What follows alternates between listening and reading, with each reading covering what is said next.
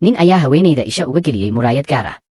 kadibna wuxuu wejigeeda ku rakibay qalab yar oo elektaroonig ah isaga oo si sax ah isugu xiray dhammaan wareegyada wax yar kadib muuqaalkeedii dhaawacmay ayaa dib loogu soo celiyey sidii hore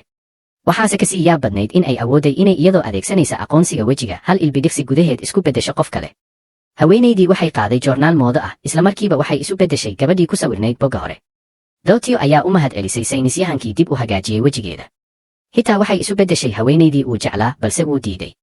kadib wuxuu siiyey dukumenti wuxuuna ku yidhi haddii aad rabto inaad ii abaalguddo iga caawi inaan badbaadiyo saaxiibkayga wanaagsan sidaas darteed haweenaydii waxay isu ekaysiisay xaaska taliyaha xabsiga waxayna gudaha u gashay xabsiga markii taliyihii arkay xaaskiisa islamarkiiba wuxuu amar ku bixiyey in ilaalada ay sii daayaan waxay si fudud uga gudubtay dhammaan baraha hubinta waxayna si deggan ugu dhex socotay marinada iyadoo xafidaysay wejiga askariyad ay jidka kula kulantay ayay haddana aqoonsigeedii beddeshay waxayna isu ekaysiisay askarigaas si guul lehna waxay gudaha ugu gashay qolka kantaroolka waxayna demisay dhammaan nidaamyadii kamaradaha intii howlgalka socday taliyihii xabsiga waxaa soo wacay xaaskiisa markii hore wuxuu mooday inay wax u baahan tahay balse waxay sheegtay inay waddada ku xaniban tahay markaas ayuu garwaaqsaday in wax khaldan jiraan islamarkiiba wuxuu amar ku bixiyey in dhammaan meelaha laga baxo la xiro wuxuuna kaar aqoonsi siiyey mid ka mid ah shaqaalihiisa isaga oo ku amray inuu tago qolka isgaarsiinta hase yeeshee shaqaalihiisi wuxuu ahaa haweenaydii isqarisay qorshihiina si qarsoodi ah ayuu u socday